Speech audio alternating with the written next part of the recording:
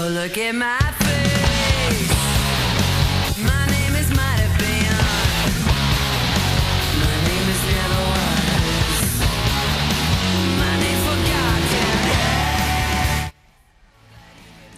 That's Celebrity Skin by Hole, the title track from the band's 1998 Grammy-nominated third album. And in her brand new memoir, Even the Good Girls Will Cry, bass player Melissa Auf der Maur reflects on the music scene of the 90s. And Melissa joins us now here on the morning show. It is great to see you. Good morning. Thank you for having me. All right, there's a Did we mention I'm Canadian? And Canadian as well. I think We did earlier in the show when she was I mean, coming that's up. what I'm making sure. Okay. That's why I'm here. and a proud Canadian on top of it all. Yeah. Listen, can we start with Courtney Love, since we just looked at Hole there for a Sure. second? What do you And wanna know? I know the two of you recently reconnected. We saw that on Instagram. There were hints of a reunion. Where's that stand? Well, what I've been saying to the mystery of Courtney Love is no less mysterious than romantic love. We don't know where anything will go, but it's an adventure.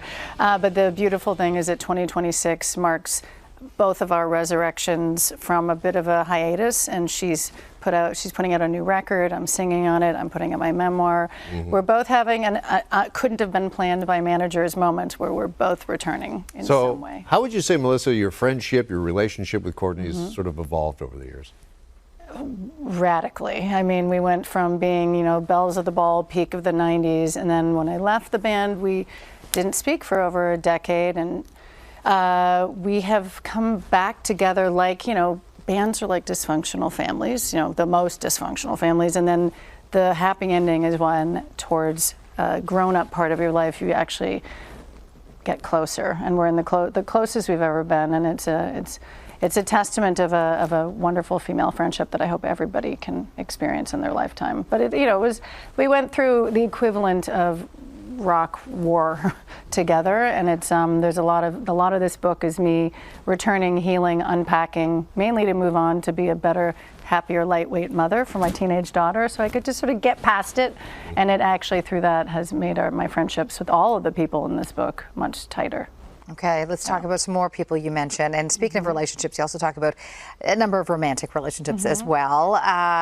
Rufus Wainwright, Billy Corgan, Dave Grohl. Now, in fact, speaking of Dave Grohl, you described your... Oh my God. Let's see. Get a photo of that, somebody. But can we talk about you and Dave for a second? Sure. You do describe that as a beautiful love affair. Again, peak 90s, the world at our fingertips. We had both, was a drummer for Nirvana. I had just left Hole when we fell in love, and it was like an unspoken bond of two people who had been through the nexus of what Kurt and Courtney represented to our generation, which is mostly tragic, but powerful, like wizardly talent. But so we sort of found each other at the end of the 90s when we all were kind of entering an identity crisis of what is next. And our love kind of literally carried us into the new millennium, and then we parted ways when he wanted to settle down and I had unfinished creative work to do, and I wasn't ready to be a mother or a wife. Listen, you also talk in the book about your father, who was a journalist and politician, Nick Auf der Maur, very well known, obviously, legendary figure in Montreal. What influence has he had on you and your outlook on life? Massive. I mean, the beginning of my book, when I sold the book, and they're like, it's a rock memoir, I said, yes, but my mother, my father, and my city of Montreal will be honored at the top. I cannot tell my story without my pioneering parents. My mother, frontline feminist, and my father, broadcaster, journalist, politician who devoted his life to the city of Montreal and to the people of Montreal. So the humanitarian in me is my father, and the reason I was not afraid of giant presence, like Courtney and my father were on par of when a person like that walks into a room, people stop and listen and are mesmerized. So in a strange way, he prepared you for what was to come with Courtney? 100% he prepared me for all of it. I mean, even the darker sides. He was an alcoholic, but a happy alcoholic, if that's... So there's a lot of my world of rock music is very much because of my radical parents, and my father was both the good and the bad sides, yes. And as he prepared you, you prepare your own daughter. She's 14, she's also very into music, right? Yes. Did you see that Drew